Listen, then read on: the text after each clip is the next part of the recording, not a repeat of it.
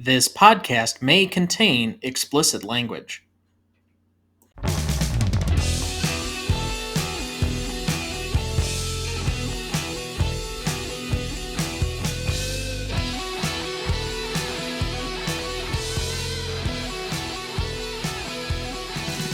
Welcome to the Greatest Movie of All Time podcast, the show that uses a unique grading style to redefine what the greatest movies are. I'm Tom Duncan. And I'm Dana Duncan. Tonight we apply our patent-pending Stanley rubric to possibly the best cable movie and prison movie ever made. But more on that in a second. It's The Shawshank Redemption, starring Tim Robbins, Morgan Freeman, and Bob Gunton. However, quickly before we get to the show, next week we are welcoming the last of our immediate family members to the show. My brother-in-law and regular listener, Keith Techmeyer, is coming on to discuss arguably the best war movie of all time for this coming Veterans Day, Saving Private Ryan, starring Tom Hanks, Vin Diesel, Edward Burns, Barry Pepper, and Matt Damon. You won't want to miss that one, so please watch ahead of the show by searching the Real Good app to find where it's streaming for you. That's REELGOOD. Also, you can now sign up for our weekly newsletter either by the website in the show notes. You can subscribe at the bottom of every page, or you can email us at greatestalltimemoviepodcast@gmail.com. Additionally, did you know that our website has the full notes for every episode of the show, as well as the master list of movies we've graded so far? There are links in the episode descriptions of every episode to direct you right there. Check them out. And as always, please follow, like, rate, and review the show on whichever podcast platform you use. We'd love to have more listeners to the show. So, with that, we will welcome in our new guest to the show, digital strategist, thought leader, writer, podcaster of the Google Digital Show, former team member of Fox Broadcasting and Academy of Motion Science Arts and Pictures. Academy of Motion Picture Arts and Sciences member, Chris Hood. Welcome to the show. Hi, everyone. Thanks for having me. So, Chris, with all new guests to the show, we'd like to ask just a few quick questions to allow the audience to get to know you. So, first, just tell us a little about yourself, what you do, and why you love movies. Sure, absolutely. So, as you said, my name is Chris Hood. I'm a digital strategist. I work for Google Cloud right now. I host a podcast called That Digital Show. I have 35 years of experience in media and entertainment. I started my career actually in films way back when I was selling movie tickets and sweeping up popcorn at a local movie theater. And it was great. It was the year that Indiana Jones and the Last Crusade came out. And so it was a new theater, new movie, popcorn. I was hooked from a very early age around movies. And so I've followed my passion throughout my career, and I've worked with several studios, and now I'm working within the media and entertainment space at Google. Excellent. So, you might have already mentioned it, but what is your favorite movie and why? My favorite movie and why? Well, geez, there are so many favorite movies. I think at the top of my list, and if I was just to rattle off two, I would say Casablanca and Back to the Future.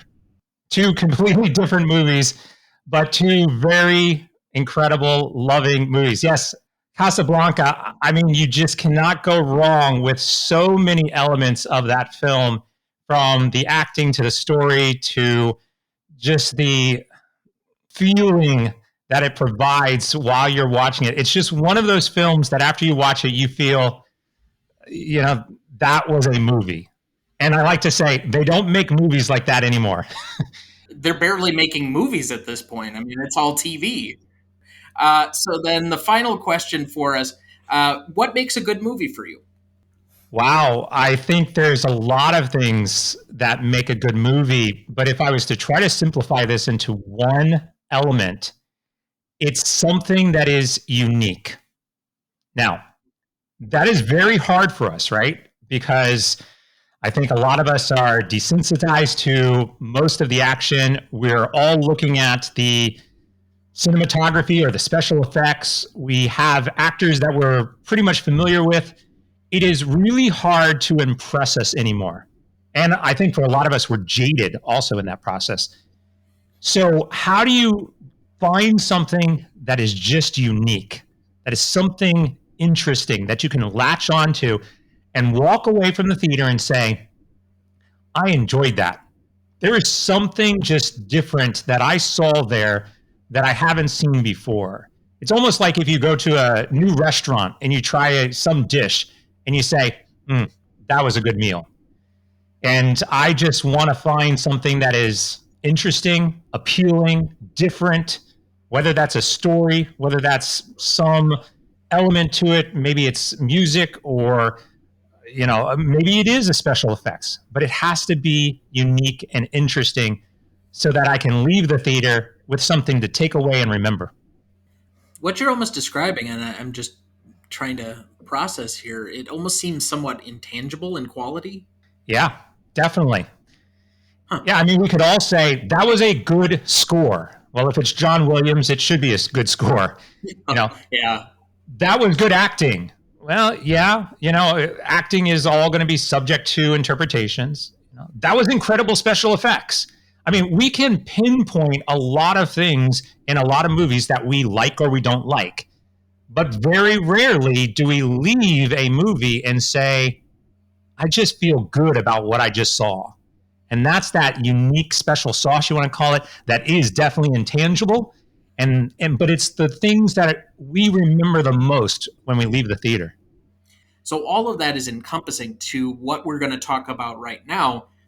I'll start it off with this. I made 2 monikers when we started the show tonight, that this might be the best cable movie and the best prison movie ever. So let's start with cable movie. I think this movie, more than almost any other one, is associated with TNT, TBS, and being on reruns on cable through the 90s and 2000s. And this is where people picked up and had such a special affinity for it, and kind of had what you described, Chris, as being the essence or that connection with it, almost a gut feeling that you can't really describe. And I haven't seen this movie for a few years, but it struck me because I think I was going to put it on for like 10 minutes and just start the film the other night before I was going to go to bed. And all of a sudden it's an hour later, because this movie's just so rewatchable that's why it's such a good cable movie, is that you're going to continue through all of the commercial breaks, but it doesn't matter where you pick up in the movie. You can just instantly watch it. And I think no more factor is evident of that I think, Dad, what was it? You'd seen this movie like 20 times and hadn't seen the beginning before you finally saw that like opening scene where he's in the trial. I guess I'll bring this up now. What had happened was I wanted to see this movie when it was released, and it was where we lived at that time. We only had Tom and his first sister, and we had to have a sitter, and we had to go to travel about 40 minutes to get to a movie theater. That's how remote we were. And we got there late, so I never saw the opening scene. The scene I saw was them coming into the prison. And then for 20 years, I would be flipping through the cable stations, and Shawshank Redemption, I'll watch it. And I never saw the beginning until about 5 years ago, when I said, I should watch it from the very beginning. So I never saw any of that. I wonder if this movie actually works a little bit better if they skip that opening, because I think the reveal that he's actually innocent might work more. But I guess, Chris, I'll put it at this. Where would you rank this in the terms of all-time cable movies? Because I put this right up there with A Few Good Men as being like at the top. Yeah, I'm just going to touch a little bit on what you're saying. I was in the same boat. When I worked at the movie theater, I would get a half an hour break. And during my half an hour break, I would sneak in to watch a movie. And so all of my movies throughout the 90s, I basically watched in half an hour chunks. And I had to adjust my break schedule. So I'd be like, okay, I watched the first half. I'm going to jump in here now around the mid half and every 30 minutes until I saw the complete film. But yes, from a cable perspective, obviously this movie got a lot of play over and over and over and over on cable. And one of the things I think we're talking about is not just rewatchability of it, but there are certain movies where you might be flipping the channel, and when you land on the channel, you start watching it and you keep watching it. And this movie is definitely one of those movies. And because of that, no matter where you are in the storyline, as it's flipping through, you're like, what's this? I'm going to watch it. And then you're hooked. And then all of a sudden it's an hour and a half later. So that's one of the reasons I think this has such incredible popularity from a cable perspective for sure.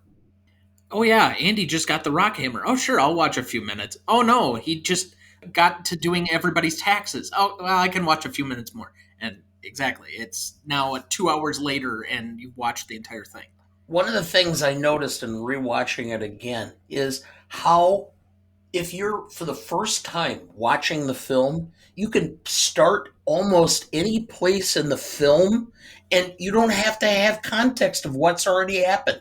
You can pick it up at that moment and continue to watch it, and it makes sense. Totally. I can't think of another film that is like that. Yeah, I would have to think hard about that, but I completely agree with you. The movie's broken down into basically 3 chapters, and you can come in at any chapter and really get the sense of what's happening. You have an innocent man who's in prison. What's going to happen next? That's all you need. And that's really part of the magic of this, and why, like we're saying, you can come in at any point in time while flipping through a channel on cable, just start watching. And even if you've never seen it before, probably get hooked and probably continue watching. And it's like, oh, wait, it starts in 5 more minutes. I'm going to watch it again. Yeah, and I don't know if I have a great another film to point to. I think there are a lot of films that are rewatchable that you could easily point to. I mean, there are a lot of them from the 90s and the 80s. Back to the Future's one, Jurassic Park, ones that we've covered, but I think some of those have a lot more to do with people have seen them so often that you can pick them up. One that appeals to me in the way you described it, though, would probably be like Raiders of the Lost Ark. It doesn't really matter where you pick up in that movie. Indy's always chasing the Ark, and you could probably not have a problem with where they're going or knowing where it is in the story and be able to pick it up because it most resembles just an action vignette. But I don't know of too many other examples past that. As far as cable movies go, though, I think one of the angles that we really have to present with this movie is it did so poorly on the front end from a box office standpoint. But most of its life, and we've talked about cult movies or cult followings, but this is kind of even more unique to that. And I'll get to some of that here in a second when we do the do you know and some of the background of this movie. It just it got a second life through rentals and on cable in a way that I don't think there's any other movie that has that unique a story. It has a resonance. And when we're going to get to that point of what's this movie about, I thought about it and I thought, oh, it's fun. It's Morgan Freeman's Overlie, 500 yards of foul smelling sewage and emerging clean. Okay, that's the summary, more or less, what the movie is about. But no, I thought about this later on today. It is Henry David Thoreau, the mass of men leaving or living quiet lives of desperation. This, for Andy and Red, is their prison. But I think what resonates, and it resonates a lot with men, is that they feel, whether it's their job, whether it's their monotony of their lives, they have this feeling of living in this life that is not necessarily what they had envisioned or hoped for, but they have it and they have to deal with it. And so I think to some extent that's what the connection is a lot with men and watching this on cable. I was trying to quickly look up, and I found an article while you were explaining this. You mentioned something interesting from a guy's perspective, and I was just curious. Do we consider this, in this particular article, they consider it a dude flick, right? So we all know kind of, there's different genres of movies and different demographics that like different movies. Would we consider this primarily a dude movie? No, I think the relatability is universal. That's the one thing that I would push back against because this somehow is relatable to all types of people. It's one of the few that what was the description that you had once of like Budweiser dad that they didn't pick the top ranking choice when they picked Budweiser in the sampler. They picked the third best because it was the one that appeared on most people's like top 5. This is one that may not be everybody's favorite movie, but probably appears in most people's top like 15 movies because it has such a universality and it cuts across age groups. This can be enjoyed literally by people as old as like 10 to anybody up to like 90, and they can find something human and universal in all of it somehow, which I don't know. There are not many movies that are capable of doing that, but it's why this thing has gotten such a additional life well past the movie's original release. I can bring an analogy to this because when I'm watching the film on Sunday night, my mother in law, who has only seen snippets of it because my father in law will watch it and she's kind of doing other stuff and kind of hears, she said, well, maybe I should just watch it. And so she sat down and watched it with me. And she loved the film. But what she came out of it with was much different and much different as far as relational than what I have with the film. And I think that's the aspect of this. When you say it's a guy's film or a dude's film, I think it's a dude's film to the extent that it has a certain meaning to guys differently than it does to women. I'm not sure that's necessarily true, but I'll answer the question in the other way that it could be.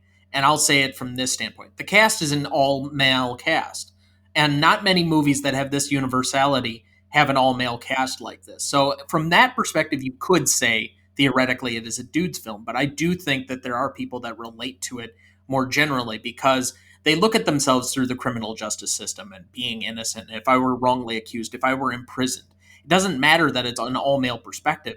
And even from that standpoint, I know we criticize sometimes the classicness of things based on who was in the movie or whether there was a diversity quotient or some of the things that we now consider woke, but at least we try and incorporate. They did not in the novel have this be a black character that Morgan Freeman plays. It's why they have the line, well, I think it's because I'm Irish, because actually in the novella, he is an Irish character with red hair. That's why he's red. But to be able to take a chance on that and make the red character just Morgan Freeman, who I'll kind of spite myself a little bit here, but was my best performance, I think gave credence to the rest of the movie. And there are a whole cast of different characters because it's not even that you have just the plain old white guy. Yeah, Andy's the straight laced guy, but you have, your hard nosed guy, you have the greaser guy, you have your kind of like schlock Italian fitting guy, you have the sisters, you have the pious warden, you have the hard nosed sergeant, you have all the other guards who are a little more easygoing. I mean, you've got a lot of different characters in this, and while Morgan Freeman is pretty much the only real like on-screen diversity, I still think you can represent enough different characters through the course of this movie, even if it is an all-male cast. Shall we get into the nitty-gritty and the background on all of this? Sure. Dad, do you have your plot summary ready for us? Oh, I do. In 1947 in Portland, Maine, banker Andy Dufresne, Tim Robbins, is convicted of murdering his wife and her lover and is sentenced to 2 consecutive life sentences at the Shawshank State Prison. He is befriended by Ellis, Red Redding, Morgan Freeman, an inmate and prison contraband smuggler serving a life sentence.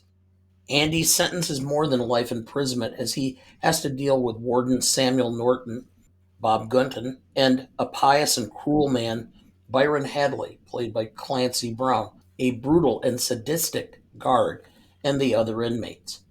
Andy attempts to adjust but faces repeated sexual assaults from the sisters, as well as abuse from the guards. Using his skills as a banker, he eventually ends up with responsibilities beyond that of a prisoner. And Andy and Red are eventually forced to face the difficulty of their situation and the fear of becoming institutionalized, a condition rendering them unable to survive outside the prison walls.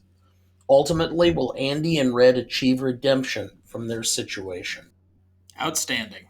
Cast for this movie, Tim Robbins as Andy Dufresne, Morgan Freeman as Ellis Boyd Red Redding, Bob Gunton as Samuel Norton, William Sadler as Haywood, Clancy Brown as Byron Hadley, Gil Bellows as Tommy Williams, James Whitmore as Brooks Hatlin, Mark Ralston as Boggs Diamond, Jeffrey DeMunn as the prosecuting attorney in Andy Dufresne's trial. Recognition for this movie: the film was nominated for Best Picture Actor, Morgan Freeman, Adapted Screenplay, Frank Darabont, Cinematography, Roger Deakins, Film Editing, Sound, and Score for Thomas Newman. Despite its disappointing box office returns, in what was then considered a risky move, Warner Home Video shipped out 320,000 rental video copies throughout the United States in 1995. It went on to become one of the top rented films of the year and was 7th in the top video rental of 1995 in the United States. Ted Turner's broadcasting system, Turner Broadcasting, had acquired Castle Rock in 1993, which enabled his television channel TNT to obtain the cable broadcast rights to the film. According to Glotzer, because of the low box office numbers, TNT could air the film at a very low cost, but still charge premium advertising rates. The film began airing regularly on the network in June 1997. Television airings of the film accrued record-breaking numbers, and its repeated broadcast was considered essential to turning the film into a cultural phenomenon after its poor box office performance. In 1996, the rights to The Shawshank Redemption were acquired by Warner Brothers Pictures following the merger of its parent company, Time Warner, with the Turner Broadcasting System. By 2013, The Shawshank Redemption had aired on 15 basic cable networks, and in that year occupied 151 hours of airtime, rivaling Scarface from 1983, and behind only Mrs. Doubtfire from 1993. It was in the top 15% of movies among adults between the ages of 18 and 49 on the Spike, Up, Sundance TV, and Lifetime channels. Despite its mainly male cast, it was the most watched movie on the female-targeted OWN network.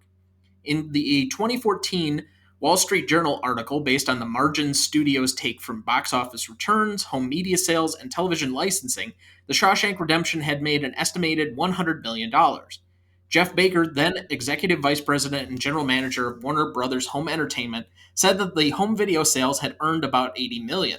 While finances for licensing the film for television are unknown, in 2014, current and former Warner Brothers executives confirmed that it was one of the highest valued assets in the studio's $1.5 billion library. That same year, Bob Gunton said that by its 10th anniversary in 2004, he was still earning six-figure residual payments and was still earning a substantial income from it, which was considered unusual so many years after its release. The film has been nominated for or appeared on the American Film Institute's lists celebrating the top 100 or film-related topics. In 1998, it was nominated for AFI's 100 Years, 100 Movies list and was number 72 on the 2007 revised list, outranking both Forrest Gump and Pulp Fiction, films that ended up also being nominated for Best Picture in 1994. Forrest Gump obviously winning.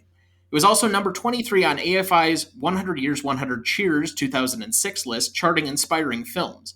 The characters of Andy and Warden Norton received nominations for AFI's 100 Years, 100 Heroes and Villains list, on the AFI's 100 Years, 100 Movie Quotes list for Get Busy Living or Get Busy Dying, AFI's 100 Years, 100 Songs list for Solaria Che Soave Zeffirello. I probably butchered that because I'm not Italian, but that from The Marriage of Figaro, which takes place over the radio in the middle of the movie. And AFI's 100 Years of Film Scores for Thomas Newman's work on this film. In 2005, the Writers Guild of America listed Darabont's screenplay at number 22 on its list of 101 greatest screenplays, and in 2006, Film 4 listed it number 13 on its list of 50 films to see before you die. In 2014, The Shawshank Redemption was named Hollywood's fourth favorite film based on a survey of 2,120 Hollywood-based entertainment industry members. Entertainment lawyers skewed the most towards the film. In 2017, the Daily Telegraph named it the 17th best prison film ever made, and USA Today listed it as one of the 50 best films of all time. In 2019, Games Radar Plus listed its ending as one of the best of all time. It has been the number one film on IMDb's user-generated top 250 since 2008, when it surpassed The Godfather, having remained at or near the top since the late 90s. In the United Kingdom, readers of Empire voted the film as the best of the 1990s, the greatest film of all time in 2006, and it placed number 4 on Empire's 2008 list of 500 greatest movies of all time. and their 2017 list of the 100 greatest movies. In March 2011, the film was voted by BBC Radio 1 and BBC Radio 1 Extra listeners as their favorite film of all time. It regularly appears on Empire's Top 100 Films, was named the greatest film to not win the Academy Award for Best Picture in a 2013 poll by Sky UK, it lost to Forrest Gump, and ranked as Britain's favorite film in a 2015 YouGov poll. When the British Film Institute analyzed the demographic breakdown of the YouGov poll, it noted that The Shawshank Redemption was not the top-ranked film in any group, but was the only film to appear in the top 15 of every age group, suggesting it is able to connect with every polled age group, unlike Pulp Fiction, which fared better with younger voters, and Gone with the Wind for older voters. In 2015, the film was selected by the United States Library of Congress to be preserved in the National Film Registry. Did you know? Frank Darabont initially looked at some of his favorite actors, such as Gene Hackman and Robert Duvall, for the role of Andy Dufresne, but they were unavailable. Clint Eastwood and Paul Newman were also considered. Tom Cruise, Tom Hanks, and Kevin Costner were offered and passed on the role. Hanks due to his starring role in Forrest Gump, and Costner because he had the lead in Waterworld. That was a great decision. Johnny Depp, Nicolas Cage, and Charlie Sheen were also considered for the role at different stages, and Cruise even attended table readings of the script but declined to work for the inexperienced Darabont. Darabont said he cast Robbins after seeing his performance in the 1990 psychological horror Jacob's Ladder. Did you know? Cast initially as young convict Tommy, Brad Pitt dropped out following his success in Thelma and Louise. The role went to a debuting Gil Bellows instead. Did you know? James Gandolfini passed on portraying prison rapist Boggs. Did you know? Bob Gunton was filming Demolition Man from 1993 when he went to audition for the role of Warden Norton. To convince the studio that Gunton was right for the part, Darabont and producer Nicky Marvin arranged for him to record a screen test on a day off from Demolition Man. They had a wig made for him as his head was shaved for his Demolition Man role. Gunton wanted to portray Norton with hair, as this could then be grayed to convey his on-screen aging as the film progressed. Gunton performed his screen test with Robbins, which was filmed by Deakins. After being confirmed for the role, he used the wig in the film's early scenes until his hair regrew. Gunton said that Marvin and Darabont saw that he understood the character, which went in his favor, as did the fact his height was similar to Robbins's, allowing Andy to believably use the warden's suit. Did you know? The novella's original title attracted several people to audition for the non-existent role of Rita Hayworth, including a man in drag. Did you know? When Robbins was cast, he insisted that Darabont use experienced cinematographer Roger Deakins, who had worked with him on the Hudsucker Proxy. Did you know? To prepare for the role, Robbins observed caged animals at a zoo, spent an afternoon in solitary confinement, spoke with prisoners and guards, and had his arms and legs shackled for a few hours. Did you know? The oak tree under which Andy leaves a note for Red directing him to Zihuatanejo becomes a symbol of hope for its role in the film, and is considered iconic. In 2016, the New York Times reported that the tree attracted thousands of visitors annually, and the tree was partially destroyed on July 29, 2011, when it was split by lightning. News of the damage was reported across the United States on newscasts, in newspapers, and on websites as far away as India. The tree was completely felled by strong winds on or around July 22, 2016, and its vestiges were cut down in April 2017. The remains were turned into the Shawshank Redemption memorabilia, including rock hammers and magnets. Did you know? The prison site, which was planned to be fully torn down after filming, became a tourist attraction. The Mansfield Reformatory Preservation Society, a group of enthusiasts of the film, purchased the building and site from Ohio for $1 in 2000 and took up maintaining it as a historical landmark, both as its purpose as a prison and as the filming site. A 2019 report estimated the attraction to be earning $16 million in annual revenue. Many of the rooms and props remain there, including the false pipe through which Andy escapes and a portion of the oak tree from the finale, after it was damaged in 2011. The surrounding area is also visited by fans, while local businesses market Shawshanwitches and bundt cakes in the shape of the prison. According to the Mansfield-Richland County Convention and Visitors Bureau, later renamed Destination Mansfield, tourism in the area had increased every year since the Shawshank Redemption premiered, and in 2013 drew in 18,000 visitors and over $3 million to the local economy. As of 2019, Destination Mansfield operates the Shawshank Trail, a series of 15 marked stops around locations related to the film across Mansfield Ashland, Upper Sandusky, and St. Croix. The trail earned $16.9 million in revenue in 2018. Did you know? The significant and enduring public appreciation for the film has often been difficult for critics to define. In an interview, Freeman said, quote, "About everywhere you go, people say, The Shawshank Redemption, greatest movie I ever saw. And that such praise just coming out of them." Robbins said, quote, "I swear to God, all over the world, wherever I go, there are people who say that movie changed my life." In a separate interview, Stephen King said, quote, "If that isn't the best adaptation of my works, it's one of the 2 or 3 best, and certainly, in moviegoers' minds, it's probably the best because it generally rates at the top of these surveys they have of movies. I never expected anything to happen with it." Did you know? In a 2014 Variety article, Robbins claimed that South African political prisoner Nelson Mandela told him about his love for the film. Gunton had said he had encountered fans in Morocco, Australia, South America, Germany, France, and Bora Bora. Director Steven Spielberg said that the film was, quote, "a chewing gum movie. If you step on it, it sticks to your shoe." So, gentlemen, what is this movie about? Or how would you elevator pitch it? Let's start with you, Dad. You really wanted to go. Well, I kind of already did, but I had 500 yards of foul sewage and emerging clean on the other side.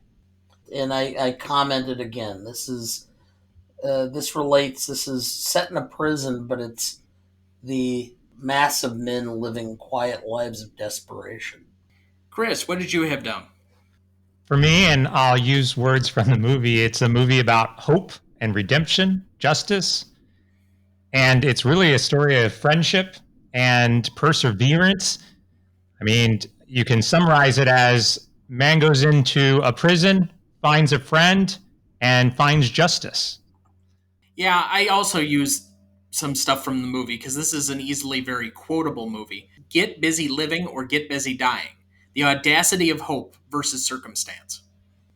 I think that all of those encompass it, but we all come from that is what's somehow special about this movie.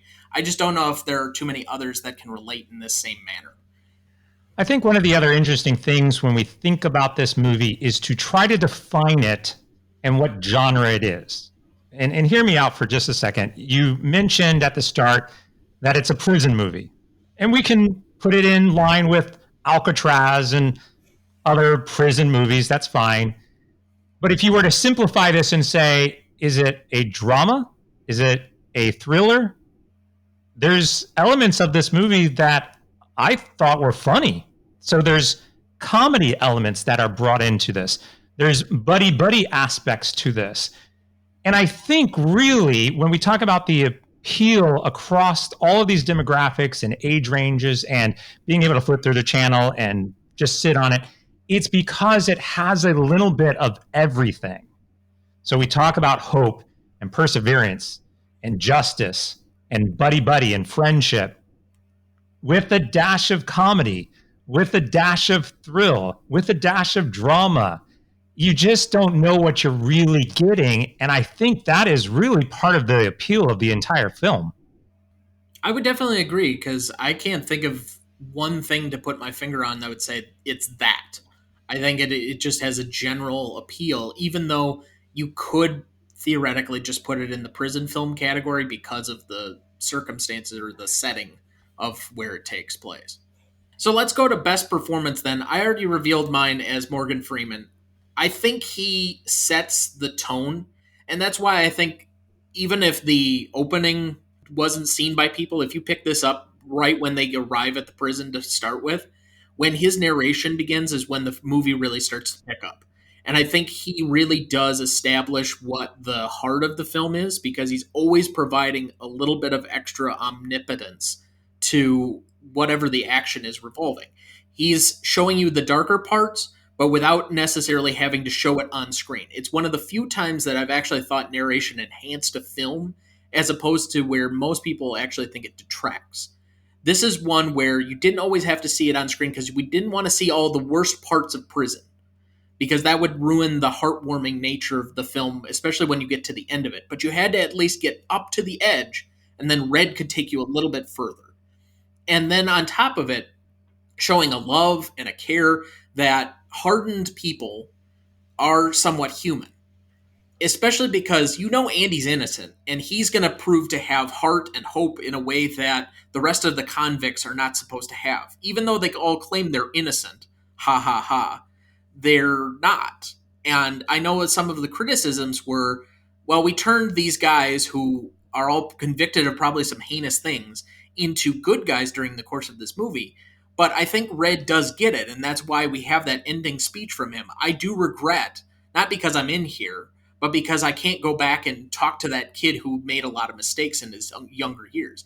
He's the guy that's willing to say, I am guilty of what I did, and I'm reformed to the point of, okay, I have heart, I show emotion, I care about the guys that are in here, but this is now my entire world is within these four walls. And so by his example, I think there's a reason he was nominated for Best Actor as opposed to Supporting Actor for this one. I'm kind of surprised that Robbins wasn't nominated, but this was a tough movie year going back to that Oscar race. I just think that Morgan Freeman has his fingerprints all over this, and I would argue it's probably his best film. So here's another did you know? You talk about Morgan Freeman's voiceover in this and narration in this movie. This was actually the first time he narrated a movie. And from there, he became this most sought after narration voice up there with, the James Earl Joneses. There's a lot of social media commentary out there like, who would you like to narrate your life history, in a video? And it's either James Earl Jones or Morgan Freeman. It all started with this film. And that just shows you also how this acting that he did transformed his entire career also. So I would agree. I think his acting is phenomenal. He sets the pace of the entire movie. He gives credibility. He gives insight. He gives feeling to the character. You can also see his own character evolve and grow. I think that's one of the things that we should look for when we think about how a character evolves throughout the story. And there's definitely a clear starting point and ending point in that progression for his character. As you mentioned, even from sitting down at the beginning of the film for the parole and saying exactly what he thinks they want to hear to the end where he says, screw it, I'm just going to say what's on my mind. And that progression, that evolution of his character also is really the heartbeat, I think, of this film. Because I think that it's hard to see the fingerprints of the change in Andy. I think he's supposed to be the constant. It's what Andy's presence does to Red that I think helps, quote unquote, reform him by the end. But to your comment, who I'd like to narrate my life, probably Tom Hanks. I might go with either Brad Pitt or Matt Damon too, because I just like them. Dad, I have to assume that you'd like Gilbert Gottfried? Yeah, sure. So who is your best performance, Dad? Morgan Freeman. The only thing, I love Tim Robbins, and since usually the last person does the first and the secondary, and he was my best secondary performance. But can you imagine Tom Hanks in this role? Because it was Morgan Freeman and Tom Hanks at their absolute prime. Because I think to some extent, I regret not having seen those two work together and see what the chemistry would have been. Yeah, it's hard for me to envision Tom Hanks in this movie because Robbins so personifies the character. It's hard to see anybody else. Freeman had really reached a point where his career was in auto drive. I mean, he was just phenomenal. Chris, who did you have as your best performance? Morgan Freeman. Yeah, I think I covered most of that. Yeah, I just wanted to make sure that we included it so that all of us have had a chance. But all right, so that's universal. So then let's go to best secondary. I'll give you the first up, Chris. Who did you have for best secondary performance? Robbins. Obviously, the story is his. And the performance that he provides, I think, when we talk about other actors who might be able to play this role, I could see how Tom Hanks' interpretation of the role might be.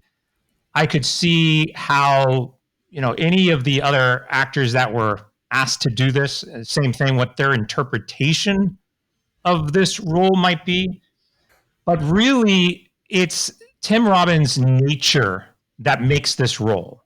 That soft, carefree almost attitude, the air of mystery, the just walking through the yard as if he's in his own world. That element, I think, is what really makes this. Because on one hand, you can see that he's just accepted his fate. But on the other hand, you're wondering, he doesn't seem right. Like, what is he thinking? And that what is he thinking ultimately pays out. And you can start to see that towards the end, where he starts to shift from a very casual to a very, is he about to break? And I remember watching this and thinking at the end, like, what is he going to do? Like, he's having a mental breakdown. I think that shift in nature can only be portrayed by Tim Robbins. And anybody else who would try to play this, I don't think would have been able to pull it off. There's certainly a reserved nature that I don't see in, like, Tom Cruise playing this would be just way over the top. I cannot envision him in this movie. Tom Hanks is probably the closest, but Tom Hanks is almost a little too soft for me. The way Robbins plays it is with a certain level of perseverance that I don't think too many other actors could have done and be convincing, because there's a perseverance that by the end of it, you have to believe this guy spent 19 years building a tunnel and a way out of prison and then would crawl through shit to do it. So you got to have somebody that has like a certain strength within them, but it has to be quiet. And all while then also presenting the intellectual front in order to play that part of the character that's central to the second half of the movie. It's so many different pieces in one that he has to make it his own, and I tend to agree with all of that. Dad, you also nominated Robbins as your best secondary?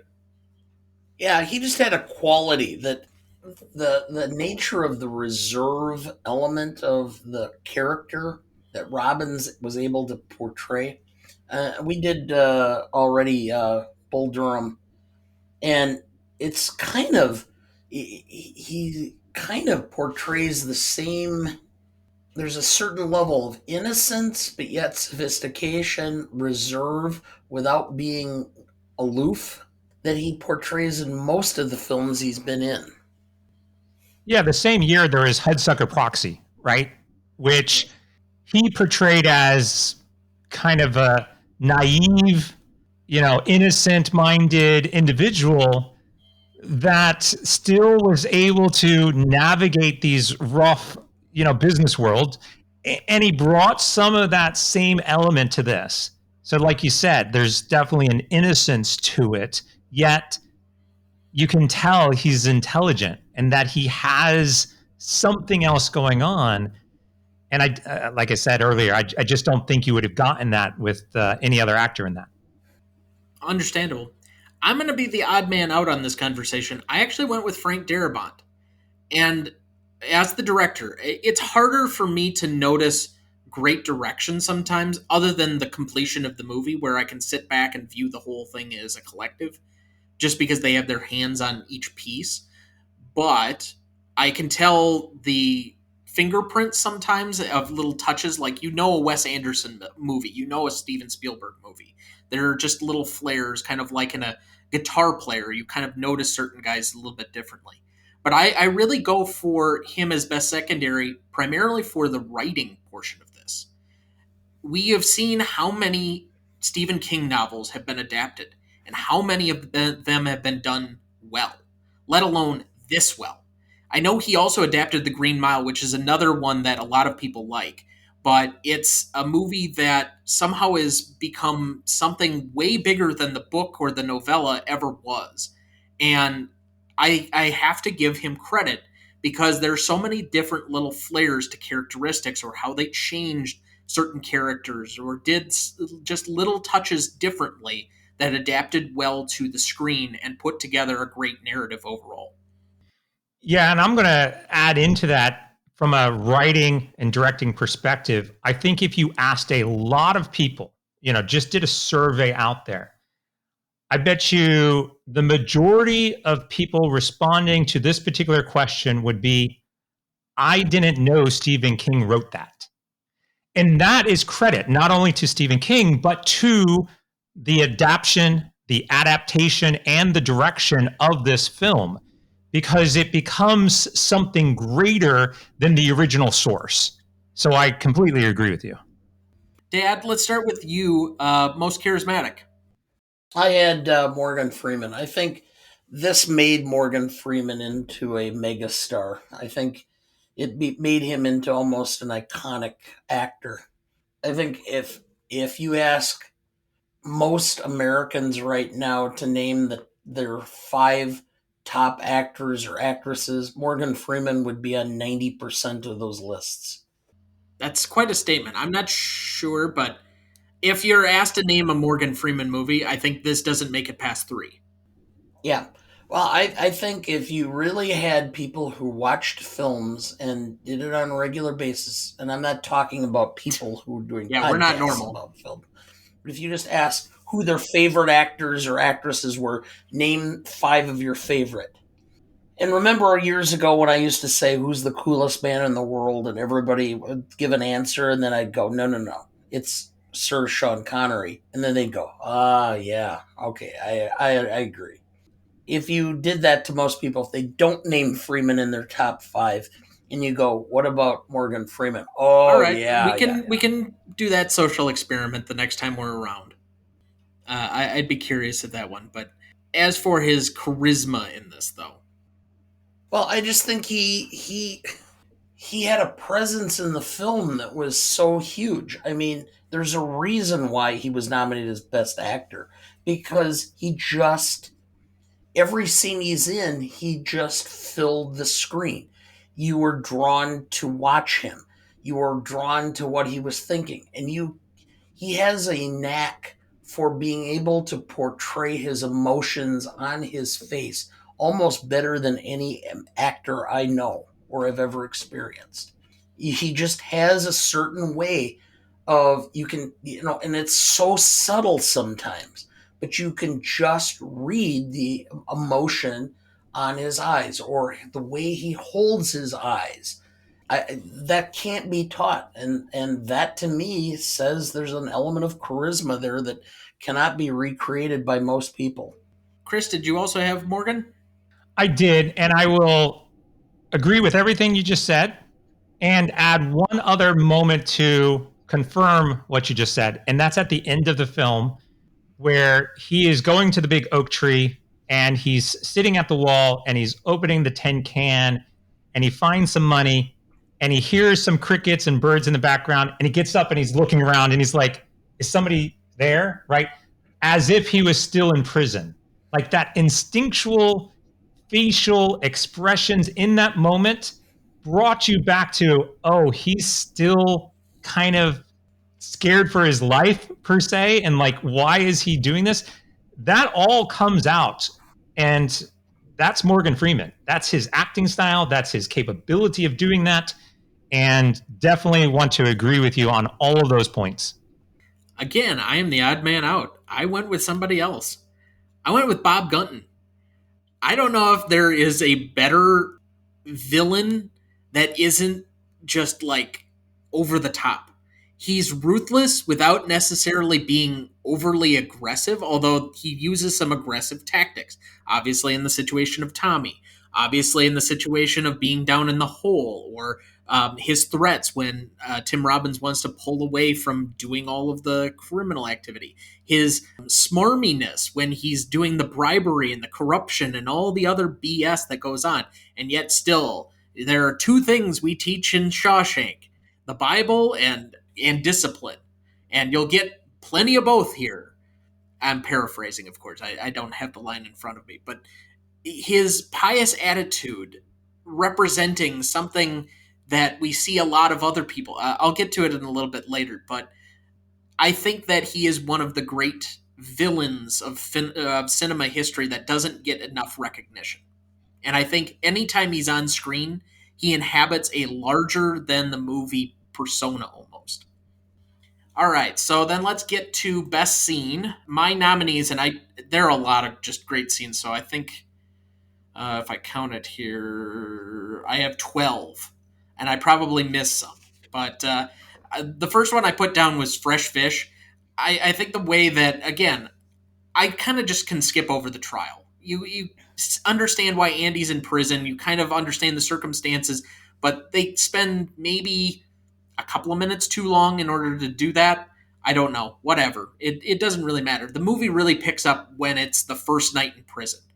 And the fact that they spent, 15, 20 minutes going through that, the fat ass, quote unquote, is beat to death and all of the stuff that goes on. A man breaks down on the first night. It happens every time, and they're taking bets on it. And you're seeing the dehumanization processing going through. I love the way that they introduce the world through that rhythm of the movie. It really immerses you in everything that's going on. Two, I need a rock hammer because it's such an innocuous tool that you would have, and yet obviously comes back around in multiple ways as we go along. Meeting the sisters, that I'm sure we can get into. Can you get me Rita Hayworth? Again, this is where we kind of set up the bigger plot of him needing that. And I'd love to have watched this for the first time because I don't remember the first time watching this. I've probably seen it in so many different clips because it was on cable that it's hard for me to have the same reaction that I'm sure everybody else did the first time they saw it, with the ending and the reveal and the shocking nature of it and what Rita Hayworth really came to represent as opposed to what we assumed it would have meant the first time. Can you sneak me Rita Hayworth in here? And of course, it just means the poster. But Brooks's release, I think it's one of the toughest points in the movie to actually watch. That and Tommy's death. But it sets up so much later in the film as to the institutionalized nature, and everybody refers back to it commonly. Tarring the roof, which sets up the beer. Again, the audacity of Andy, you have to introduce that part of it. But him almost getting thrown off the roof, and that he's got a bigger purpose going on that eventually leads him into the other stuff that takes off the second half of the movie. But he ingratiates himself among his fellow prisoners. Andy does the guards' taxes. It's just a fun montage scene. I don't know. I'm drawn to montages occasionally. Opera, because I couldn't think of a better way to describe the musical number. That one isn't as significant to me, but I know that it's representative to other people. Randall Stevens. I created somebody. You can't just create anybody, Andy. Well, apparently you can, at least in the 1950s and 60s. And honestly, you might be able to still do it. Tommy exonerates Andy, and I'll just make that one larger piece. So when Tommy tells the story, then Andy is sent into the hole, the obtuse, all of that stuff. I'll put that as one piece, but obviously a big part because that sets off the final plot action of the final piece of the film. Andy escapes, which I think everybody knows, so I don't need to go into too much detail. And then Buxton, so going to the tree and then traveling to Zihuatanejo. So anything I missed or any that you'd like to highlight, either of you? I'll add having beer up on the roof. Also, there are several scenes where the gang, we'll call them, Andy's friends, are reminiscing about Andy or building upon the lore or personality of Andy, right? And so there's several teams where they're at lunch or they're in the yard and they're like, Andy did this and Andy did that. And no, he did not.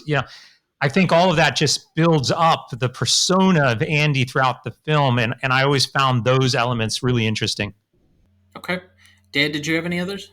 From a personal note, for the audience who listens regularly, and I don't know, Chris, if you know what my actual occupation is, I'm a lawyer, and for the first 17 years of my career, I did criminal defense. The scene with Brooks has certain resonance with me. When I was a young lawyer, I had a client who was assigned to me by the courts, and He had been in prison 25 years for a horrendous sexual assault with violence. He was released on parole from Waupun State Prison, which is one of our 3 maximum security prisons. Took a bus down to where we were living, Beloit, Wisconsin. Went into the office for the bus company, pulled out a knife, locked the door, and then stood there and threatened the female employee and said, "Call the police and tell them that I'm threatening to kill you." And so she did, and the police arrived, and he walked out, dropped the knife, and put his hands out because after 25 years of prison, he didn't believe he could function on the outside without harming somebody, and he didn't want to do that again. And so we ended up in court, and the judge gave him another 25 years, which would have put him in his 70s when he was released. And so I understand very well the situation that was going on, and that would have been about a year and a half before the film was released, and I saw it for the first time. Always an emotional climax for me at that first part of the film. Yeah, and definitely when Morgan Freeman's character gets released and Red goes to the exact same room, et cetera, and goes through that same mental, has the same job, asked to go use the restroom, and is told, you don't have to ask me constantly to go use the restroom, just go, right? That all brings that additional feelings for the characters and for the realities that they're in and the decision making that he has to go through for what's next. Does he break his parole? Does he just give up? And so I think that just adds to the whole drama of this moment in the film for sure. All right, so then I guess that puts us at favorite scene. It was hard for me to pick a favorite. I'll put favorite and indelible moment for me as the escape. I think it's where the movie is the best, or at its absolute peak. It's throwing 102 because from the moment that Andy's not there, and I have to assume that somebody seeing this for the first time really thinks there's a possibility that he committed suicide.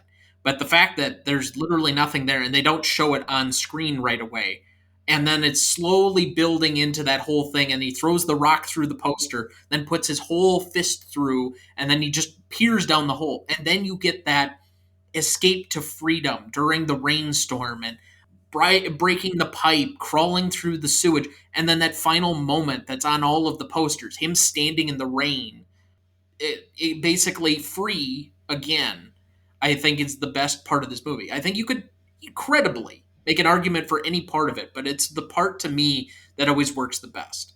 So, favorite scene for you, Chris? There are 2 movies in my entire life that I've watched and literally cheered. The first one was Diggstown, and that has a surprise ending. And for any of you who have not seen Diggstown, I would highly recommend it. It's definitely a sleeper and definitely one to binge watch at some point in time. And then this one. Similar types of things, like you don't see it coming, all of a sudden it happens. And what I was talking about at the beginning of our show was that unique feeling of, oh my gosh, I just left and watched something incredible. That was this. And so definitely have to put it at the end, the whole ending, just cheering and, oh my gosh, I can't believe this is happening. And, oh, wow. And just a sense of satisfaction in the whole thing, all the way up to the end where the reveal and the press getting all of the documents and the corruption that's exposed. Like, there is such a feeling of satisfaction at that last moment. You just can't help but just smile and be like, this was a great payoff. Absolutely. By the way, no familiarity at all with Diggstown, but since you did mention it, I will say that at least right now, it may not be by the time somebody listens to this a couple of months from now or whenever, but it is available for free on Pluto TV. So there you go. I digress. Dad, for you, favorite scene? The rooftop and the beer. I have been in that situation so many times where you're sitting there and you go, do I put myself at risk? because and change the direction or the course of my life by putting myself in that position or not. And so many times I've done just that, and usually it's always paid off. And so I really connected with that scene. You can just see he kind of turns and he's gonna say something, then he kind of backs off, then he kind of goes forward again, then he kind of comes back, and then he finally he's made up his mind he's gonna do it, and they're all going, "No, don't do it! Oh, are you crazy? Get back here!" To me, that is my favorite scene. And if you want my most indelible, it is the ending because it is the ultimate redemption. I think all of us have the redemption as being indelible, correct? Yeah, it is the most notable thing, and it's why it's on the posters and on the box covers and everything else. It's the moment everybody connects with because it has everything leading up dramatically, watching him crawl through it, all the struggle that he did to try and get out of it, and built behind, well, what happened to Andy? And that's the leading. The only other thing I could say, as far as a favorite scene, if I have to nominate something else, is him walking into the bank and just taking all of the money and then slowly realizing that he's gotten away with all of this stuff. That he was just smarter than everybody else. Because I love when the guy who's constantly underestimated gets the upper hand. Maybe that's telling of me and my personality and the things that have happened to me in my life, but that's always a favorite in movies for me. Let's take a quick break and we will be right back.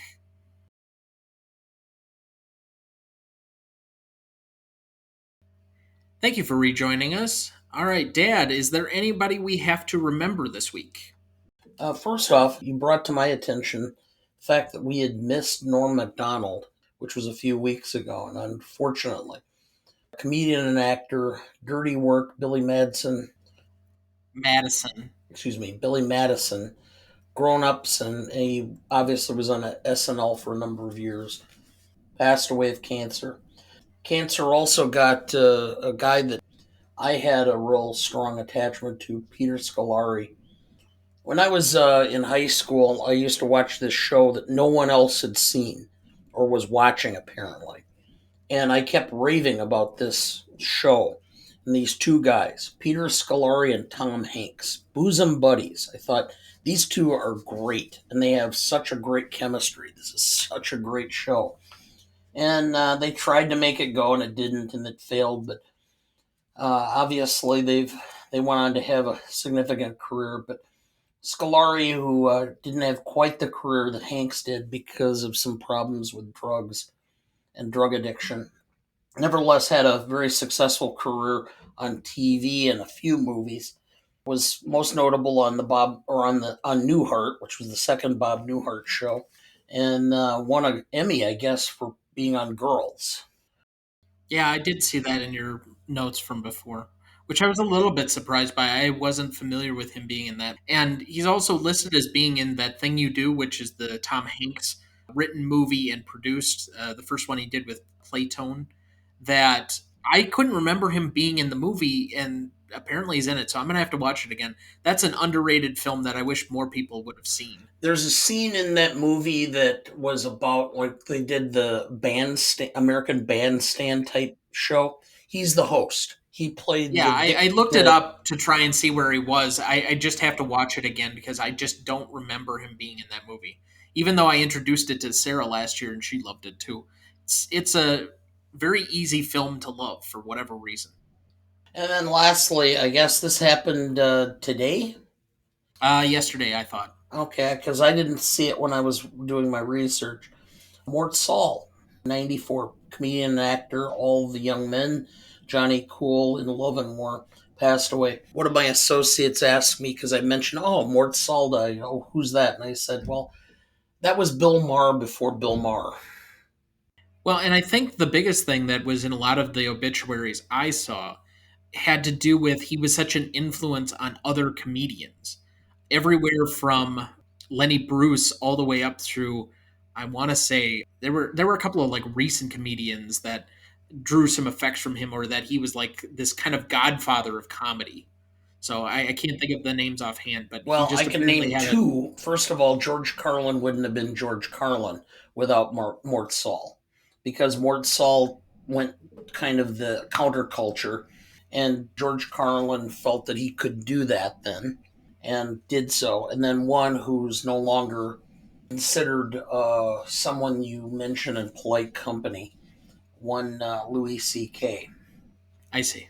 Yeah, that unfortunately has some additive properties that we'd rather not get into. But this is a moment to remember them all for their work kindly and for the things they gave to us in entertainment, and their contributions live on. Unfortunately, they're no longer with us. We take a moment of silence here in their honor.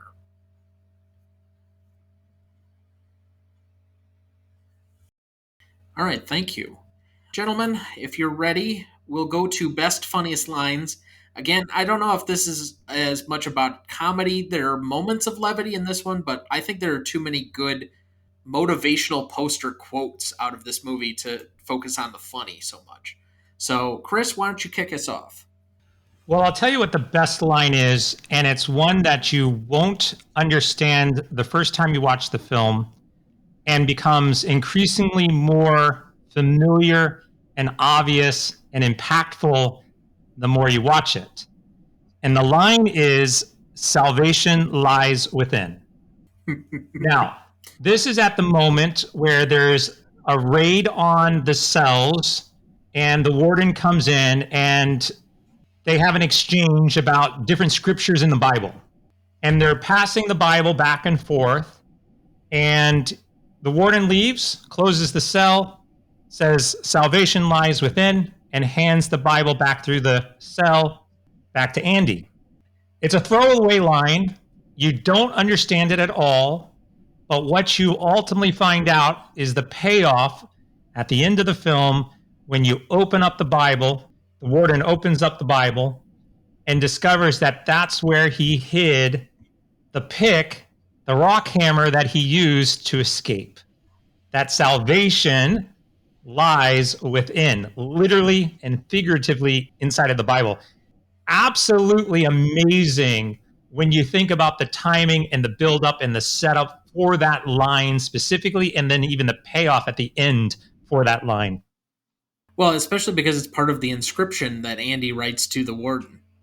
Yep. I just wonder, and it's never really discussed. I think it's implied, but whether or not the rock hammer was within the Bible at that time already, and whether the warden, when he's, oh, what's your favorite passage of scripture? And I wondered fully within that, and I still wonder every time, is he going to open it and try and look for his own favorite passage, and whether he'll find the rock hammer? Well, you know that he already has the hammer. That's And correct. you know that it was set up even earlier. If they find it, there's raids. If they find it, you never know who you got it from. Red sets it all up like, don't reveal anything, don't tell anybody. And so they break up the entire cell. They don't find any hammer. And that's the first thing I'm thinking, oh my gosh, they're going to find the rock hammer. It's nowhere to be found. And it's far enough away from Red telling him, don't be found with this, that I think you disconnect a little bit. You forget about it a little bit. And then all of a sudden, the reveal at the end. The second or third time, fourth time you watch it, when you hear that line, you're like, oh my gosh, it's right there. Yeah, it is one that you can only appreciate fully on either the final ending or in a rewatch. My first one up, I went with, I'd like to think the last thing that went through his head, other than that bullet, was to wonder how the hell Andy Dufresne ever got the best of him. Another great The one. demise of the warden. Dad, what's your first one up? That's the beauty of music. They can't get that from you. It's not just music, it's any art. It's anything you find of beauty. It's your emotion, it's your love for another human. It's so much. Music just is what they used in this particular case, but there are things that you can hold dear that they cannot take from you. And honestly, I've seen this repeated in a ton of other films trying to borrow that idea. I don't know if this is the first time it's used, but it's as far back as I can get before that's mentioned a lot more in other cultural references as far as being locked up or caged and maintaining that you can't take my mind. That's mine. Chris, did you have another one? All of the references to hope throughout the entire film, obviously, I'm drawn towards. And back, even when you're talking about that music, he's talking about hope too, right? It's something that's intangible. It's something that you can't take away from me. It's something worth living for. I mean, I would love to go through, or maybe it's somewhere online, to find out how many times the word hope was used in the entire film, because it's a lot, but it's not used in vain, if that makes sense. It's used sparingly, but enough that you get the point that, hope is definitely a clear message, whether that's in music, as you're talking about, or whether that's in finding some sort of internal driver or motivation to keep your sanity throughout the entire experience. So all of the references to hope is definitely something we should talk about. The next one that I had down then was in Andy's letter to Red. Remember, Red, hope is a good thing, maybe the best of things, and no good thing ever dies. Dad, what did you have down as your next one? They send you here for life, and that's exactly what they take. Yeah, that's one I didn't have down, but that's a good one too. Chris, did you have another one? I think the funny line for me, and it has funny in it, is the funny thing is, on the outside, I was an honest man. And there's definitely some play to that as you start to get to know Andy's character a little bit more. I had to come to prison to become a crook. Yeah. Absolutely. Then let's see here, because that was actually my next one. I'll do the obvious one. Get busy living or get busy dying. That's goddamn right. Dad, I think you're up. Brooks, the world went and got itself in a big damn hurry. I'm not sure if I understand exactly what he means by that. When he went in, there were, he comments about how he only saw one car, and now everybody is trying to run him over. And that's the thing that I remember. My grandfather was born in 1909. My grandfather told me is when he was a kid, it's just like every year, everything goes faster. It's not just time, but it seems like everybody is going faster. And when you get to his point, he wanted to just be done with life because everything was moving so fast he couldn't keep up anymore. That's an interesting thought. Chris, did you have another one yet? No, but I will say that I mentioned hope just a moment ago, and I was also trying to do a quick search. Hope was used 3 times in the last couple of sentences of the entire movie. Hope is the last word of the movie. And it's, I hope to see my friend and shake his hand. I hope the Pacific is as blue as it is in my head. I hope.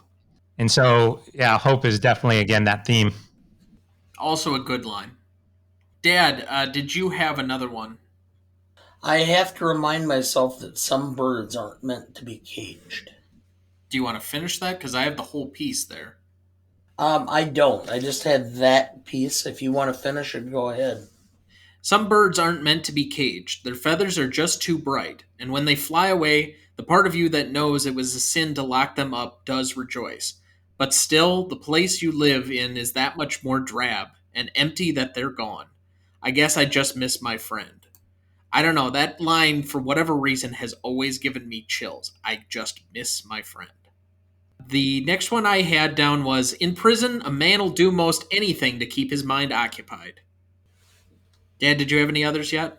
Whoever looks at a man's shoes. Ah, you beat me to it. Except the line is, I mean, whoever really looks at a man's shoes. All right, sorry. It's more of a question thing, but yeah, I knew that you were going to go for that one because you've been talking to me about that forever. Yeah, I know. Red, believe what you want, these walls are funny. First you hate them, then you get used to them. After long enough, you get so you depend on them. That's institutionalized. Any other ones, Dad?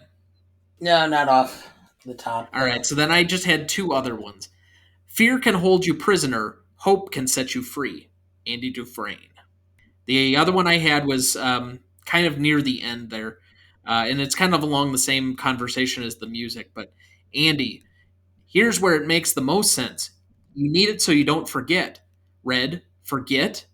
Forget that there are places in this world that aren't made out of stone, that there's something inside that they can't get to, that they can't touch, that's yours. What are you talking about? Hope. All right, so let's go to the Stanley rubric. Legacy, Dad, it's probably best if we start this off, just kind of let Chris see some of the example of what we do with some of these. What did you have down for legacy? Well, we've been dividing it into the public versus the industry.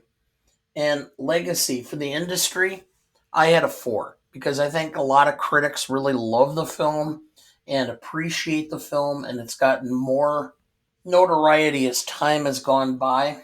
But I still think there's a certain element of the critique or the critics and the industry that wonders why they don't quite get why this film has such resonance. So I went with a 4 on that aspect. But for the general public, I went with a 5 because, when I mentioned this and within the family and we're talking, was your grandfather said, "Oh, this is a great film," and your mother, "Oh, this was great. It was wonderful to have been there and seen it in the theaters," and oh yes, and your uncle John, this is his favorite film. He watches it at least once a month when he can find it on cable, and the public loves it. So it's a 5. So I went with a 9. I think this resonates with the general public well more than even we understand. If we're talking about displaced countries as far south as South America or as remote as Bora Bora, being able to resonate with this movie. There are very few movies that translate that far and wide. I remember when we did the revisit for Back to the Future, and there was a comment by Michael J. Fox that he was in some remote part of Nepal and got questions about being in that movie. That's one of these movies that it's just so universal and so connective on its face that the audience is always going to appreciate it more than any of the industry or critics are going to do. I think the industry, if they have an appreciation for it at this point, it's in the dollar signs more than it is in the love that the audience has for it. So I went with the exact same score. I had a 4 for the industry. I had a 5 for the audience. So I ended up at a 9 as well. Chris, what did you have? It's interesting. I wrote a paper back in college way long ago, What Makes a Great Movie? And it was based on the public perception, box office score, things like that, versus critics. And we often see a disconnect where the critics might hate something and yet the public might love something. And the critics actually didn't like this movie when it first came out. The reviews was rather poor. And I think the legacy score on this has grown over the last, say, 10 years. So I would definitely put a 5 for consumers, basic individuals like us who are watching it. I would have probably put a 3, say, a couple years ago for this from an industry perspective. I think it's definitely have grown, and I think it continues to grow, which I think dictates definitely what the longevity and legacy of this film is. So I think I would agree. I think it's about a 9. Okay. That makes the math easier. Dad, don't you do it. All right. Impact significance. I'll start on this one. From what I can tell, I don't think that the reviews were necessarily positive. I don't think they were like atrociously negative in the same way that some of the film or the reviews that we had for last week's film, like Psycho, was way too far ahead of its time for a lot of people and was just grossly offensive to them. This is one that they have criticisms towards, and that it was kind of mixed, but at the same time, it was nominated for a lot of stuff, and that pretty much kind of saved the movie in a lot of circles. I think Darabont specifically credits the Oscars with being able to kind of raise the stature of the movie in a way that they would not have otherwise had. So I actually, for the industry at the time, I'll go with a 4. Now, this is a weird one. Despite its poor box office showing, the whole point of impact significance is in the moment, and we usually cap it at 5 years. So we've often focused on primarily just the box office. But given the fact that a year after its release, it was the top 7 in rentals that year, and then it became a cable movie phenomenon by the end of that 5 year decade, 5 year period, not 5 year decade, to me says this had resonance, even if it didn't immediately. So I'm going to go with a 4 on that as well. I'll end up at an 8. Dad, do you want to go? Sure. Same basic principles, which is the critics didn't like it, and but the apparently the Academy did because of the nominations. And I used to I was trying to establish a practice. I had small kids. I wasn't spending nearly the time watching films as I did, but this resonated with me as a public. So there was a certain aspect of something that I saw watching the trailers on this that I convinced your mother we needed to go the 40 minutes down to Reedsburg, Wisconsin, to the movie theater to see this and go. And I think to some extent, this film, among a few others, kind of set my generation up for those who were, young parents. We that found it was very difficult to get to the theater. Having a DVD, or excuse me, at this point it probably would have still been a VHS, and realizing you can watch films in your home and you don't have to pay for a sitter. You just wait till you put the kids to bed and then put the film on. Made a lot of films that did not do as well at the box office into real treats for you to watch. So from a public standpoint, I went with a 3.5 for that reason, because I think this was one of the films that really pioneered that concept of home theater and the availability of seeing a good film at home. And so that's where I went with 7.5. So you had a 4 for industry? 4 for industry, 3.5 for public. Okay, because you had forgotten to say that. Sorry. Chris, what did you have? So I think one of the areas that I think about when I'm thinking industry impact, I will agree that I think there's an impact element from a business perspective. Have they been able to capitalize on this? We've talked about it. It definitely has done that in terms of rentals and rewatchability, cable. But I think the other impact that we see from an industry perspective is, does the industry attempt to replicate the formula or the format of this particular film? There's definitely elements of Shawshank that is replicating other prison movies of the time. The closest movie that I can think of that came after this, but it's also based on a book, is The Count of Monte Cristo, which is one of my favorite films of all time. Very similar themes of hope and redemption. But if you really think about it, they didn't try, the industry hasn't really tried to recreate that lightning in a bottle, sort of speak. So from that perspective and business perspective and things, I am definitely leaning probably more towards a 3 on this from an industry perspective. I think the impact and significance from a public view also has grown over time. The more people watch it, the more meaningful it is to individuals. It's one of these movies that after you've watched it, you feel changed. You feel, again, as if you've experienced something. I think for that, the impact from a public view is a 5. So my total score would be an 8. Okay.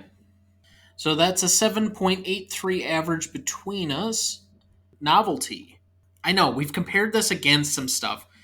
It's a prison movie, but it's not, and it's got a lot of things going on that are prison circumstances. I think the closest movie that you could maybe make a direct comparison might be like a Cool Hand Luke, but yet this is a very different feel to a movie than that, which is more fun and loose fitting, and Paul Newman's a much cooler character. I don't know any way other to put it.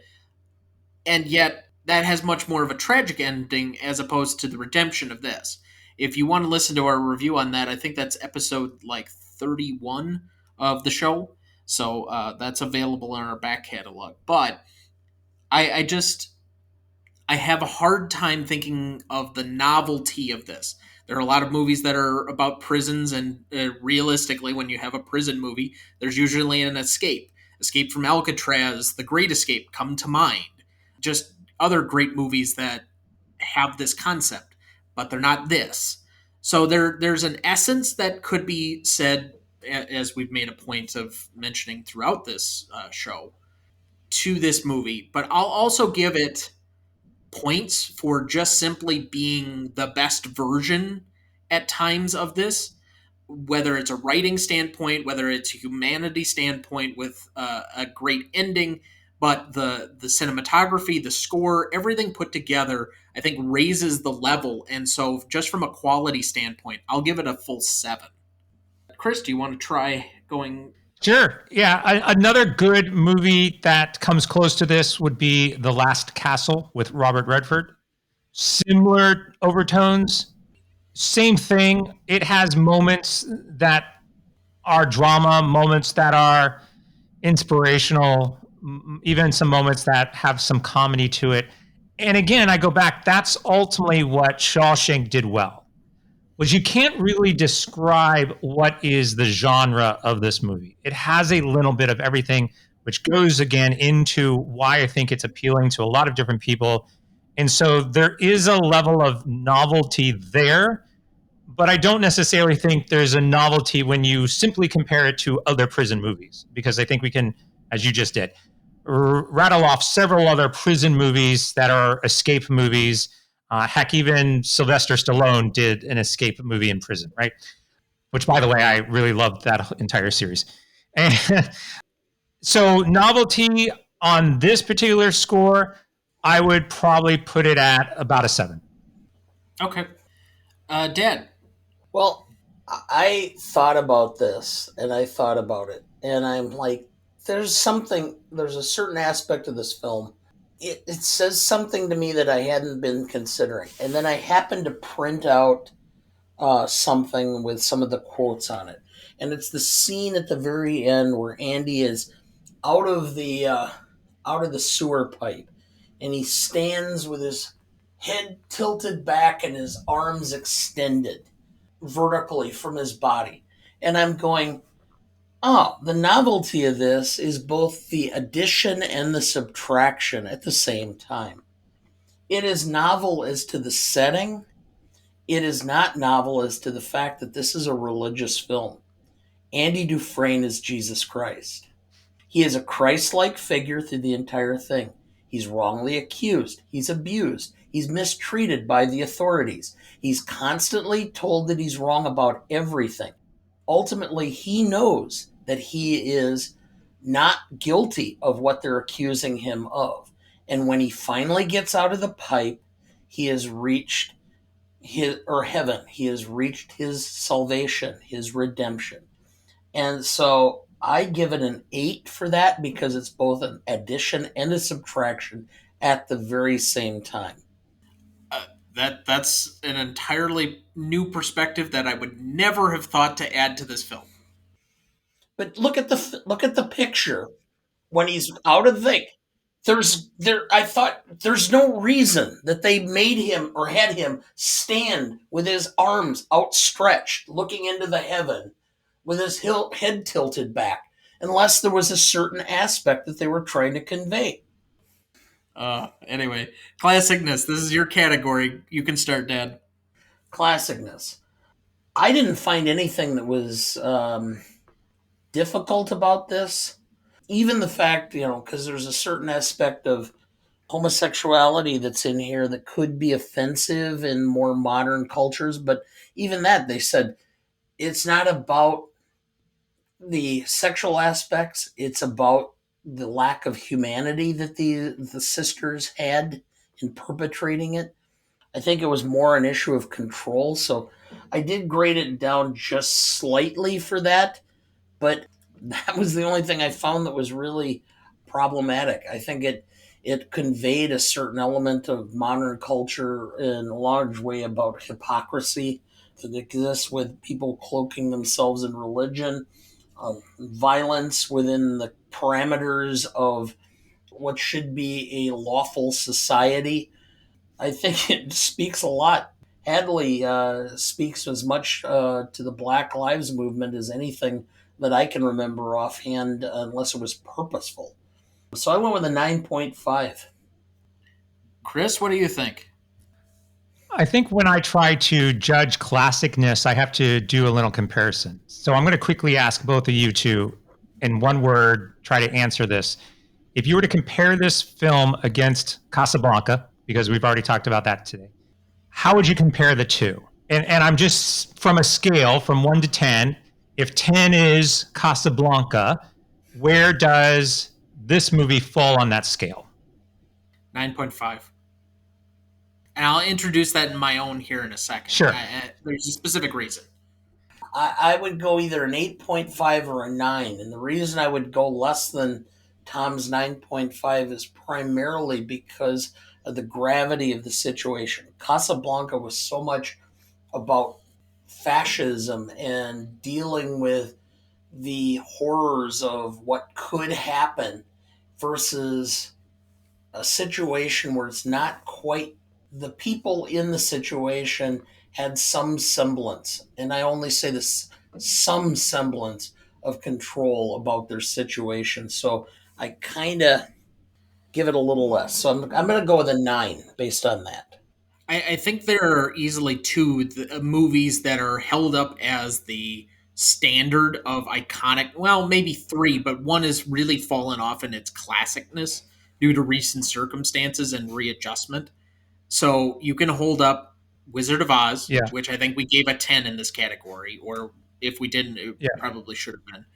And Casablanca's in there. And then you at third, if you're just going to give it based on age and iconography, essentially, is Gone with the Wind. Right. Now, that's the one that's fallen off for obvious reasons, because it basically gives a pass to the South and gives it this heroic status that I don't think the rest of us necessarily accept as the truth in the way that the Southern textbooks would like you to expect. But that being said, part of the reason I said 9.5 is that even though this is a much more recent movie, it has an element of timelessness. Right. Because of the period piece aspect. And we've talked about that ad nauseum on this show before, that period pieces have a sense of 20/20 hindsight that other films don't, especially when they're even more removed. You know, some films don't always have that, like The Help has now gotten its own problematic nature to it. Right. And we talked a bit about that in the review of that episode. That being said, this to me will be able to be talked about in Universal regardless of when you're going to see it.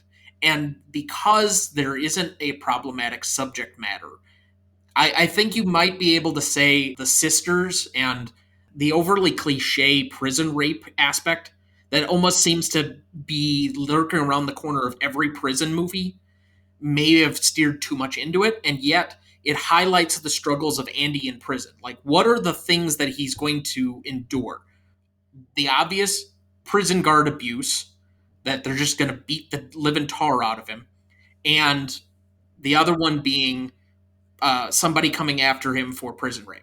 Now, the only other ones that we didn't get to that are just obvious ones whenever you go through prison movies is some rival gang that might shank him, or, and I can't even think of a fourth one, but there are just certain obvious ones that you feel like you need to check boxes in a prison movie. That's the only criticism I would have. And yet, I don't think any of this is off-putting to anybody. And that's why it's had such a constant stay among, regardless of age group, regardless of class, race, education. The audience has always been there for this movie. Yeah, so I want to put that in perspective because I think there's definitely some questions in terms of what makes a classic. There's a lot of arguments out there in terms of what makes a classic. Is it the age of the film? For instance, should we even put this in the conversation of is it a classic or not until it's been out for 50 years? and all these things that we're talking about, can we still talk about it 50 years later and say, yeah, it's sustained the test of time? But ultimately, I think it boils down to, can I compare it to something that we do ultimately consider to be a classic, right? And there's a lot of movies out there. Like, can we consider Star Wars to be a classic? Maybe, yes. What's the difference between a classic and something that's a pulp culture sensation? And again, there's probably a lot of different movies out there that we can categorize differently that we may or may not want to say is a classic. But if we can clearly position this and say that this rivals some of the classics we know, like Casablanca, Gone with the Wind, sure, or Wizard of Oz, great example. And do we view it with the same intensity, the same acceptance, the same feelings? Like, heck, every time I watch Wizard of Oz, still to this day, the moment that Dorothy walks through and into Oz and it goes from black and white to color, I am blown away by that one moment. And can I say the same thing about Casablanca? Yes, there are scenes in Casablanca where to this day, I've watched it 100 times and I still get these goosebumps at moments throughout the film.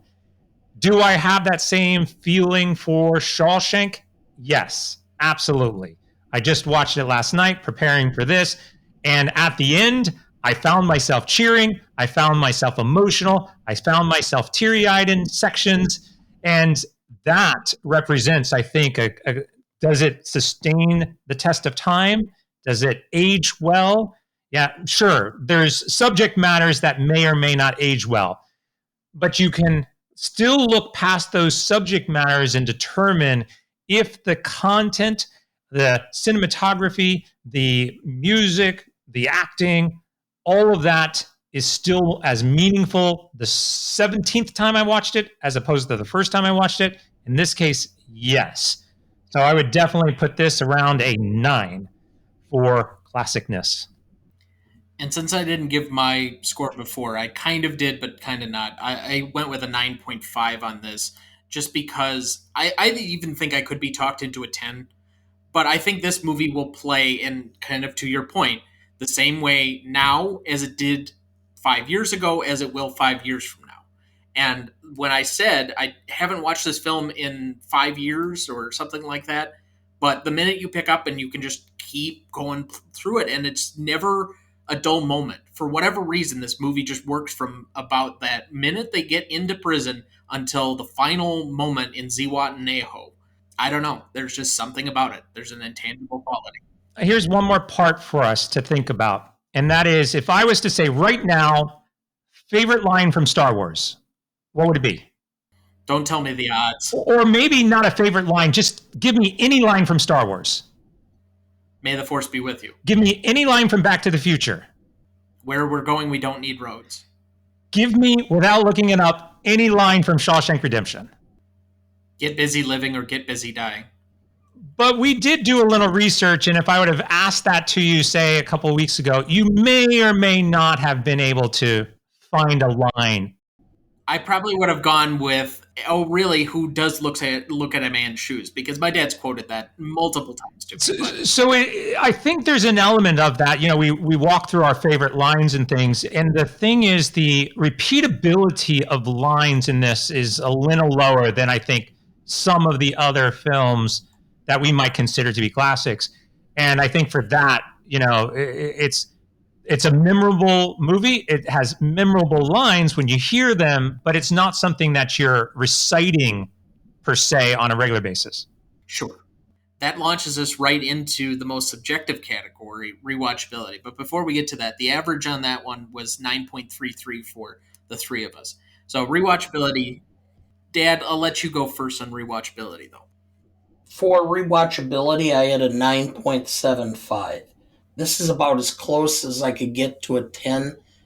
I mean, I can pick up and watch this film at any time, but I will say that there's a certain aspect I have to be in the absolute right state of mind, because quite frankly, for rewatchability, a perfect 10 is probably going to be something that's more comedic for me, simply because of my life being so serious in general. But at 9.75, I can't imagine a film of a more serious nature that's going to score higher than 9.75 for me. And this film has got to be in that category of a handful that I would rewatch whenever I have a chance and I'm not completely stressed out. Okay. Chris, we'll let you go. For everything we have talked about and for everything that we've shared so far, and we've talked about watchability multiple times, clicking through a channel and finding it and sitting down and continuing to watch it, I have to give this a 10. I gave it a 9, which is going to seem bad, but again, there was a reason I hadn't probably watched this in five years, because I'm like, do I want to sit through a prison film where there's some stuff going on that are some dour moments, and I remember the Brooks scene. But like I said, the minute I started watching it, you're entirely engrossed and you're just in. And you watch it straight through to the end. So I thought I would go lower on this. I ended up at a 9, and I understand where you guys are at. I just look at it as, I know what a 10 is for my favorite films, that I could put it on no matter what the time of day, and it's probably going to actually make me feel better. My 9.5s are pretty close, but aren't as like rewatchable. So this is just that next stage. I try and separate this out just by category and judge the film against other ones, but also by itself. So that's a 9 for me. But all right, I think we're all pretty sufficiently high on. So the final average on that last category is 9.58. So to recap, first we have audience score. We had a 96% from Google users, a 98% from Rotten Tomato users. So we have a 9 for legacy, 7.83 for impact significance, 7.33 for novelty. Classicness, we had a 9.33, rewatchability a 9.58, and audience score a 9.7 for a total of a 52.77. And that puts it in our top 10 currently between Pulp Fiction and Jurassic Park. Not a surprise it would be in the top 10, but some of its contemporaries there. One of the pictures that it was nominated against for Best Picture in that year, and one of the big blockbusters from the year before. So some 90s movies making it into the top 10. Remaining questions. My big one was, what happened to all the money? Like, if you're buying a hotel in Mexico and fixing up a very old boat, you have $370,000 with which to play, which you clearly do not need to spend all of it in order to obtain those two things. And he's good with money. The equivalent in today's money would be $3.1 million that he walked away with. What do you do with all of it? Remaining questions for either of you? I definitely want to see a sequel. I would love to see what they're up to. You know, I think that's also a sign of a good movie when it leaves you wondering, what are the characters doing now, or what are the characters doing next? You know, we see them on the beach, we see them hug. Like, what's that conversation? What are they up to? I mean, I would just love to know that. I'd also like to know, how much money did Andy leave him in the envelope in the tin can next to the oak tree? Every time I look, I see a 50 or something. I'm like, is there a couple hundred in there? I would have to imagine. I mean, it's a small stack. So, yeah. I mean, even like $500, which apparently, according to the novella, was what Andy walked into prison with, would be enough to get him easily to Zihuatanejo in 1966, I think. Chris, before we go, anything that you would like to plug on the show? No, if you want to get in touch with me, or if you want to find out more about me, you can find me at chrishood.com. Perfect. And your podcast, where can everybody find that? The podcast is called That Digital Show. It's a business podcast about technology in the Google Cloud, and you can find that on all of your favorite podcast platforms. Excellent. Well, thank you very much for being on. I know I usually speak for Dana, but we enjoyed having you, and thank you for choosing this movie. Absolutely. It was a pleasure. Had a blast talking with both of you about it.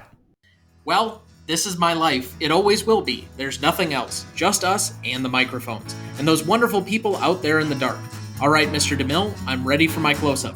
Next week, we are welcoming the last of our immediate family members to the show. My brother-in-law and regular listener, Keith Techmeyer, is coming on to discuss arguably the best war movie of all time for this coming Veterans Day, Saving Private Ryan, starring Tom Hanks, Vin Diesel, Edward Burns, Barry Pepper, and Matt Damon. You won't want to miss that one, so please watch ahead of the show by searching the Real Good app to find where it's streaming for you. That's REELGOOD. Please like, follow, rate, and review, or whatever on whichever platform you have so that more can join in on our fun. You can also email the show at greatestaltimemoviepodcast@gmail.com. Find us on Instagram at GMOTepodcast or on Twitter at GMOTepodcast. The Greatest Movie of All Time is a production of Ronnie Duncan Studios. Our show is mixed, edited, and written by Thomas Duncan. Our music is thanks to Purple Planet Music. Our technical provider and distributor is Captivate FM.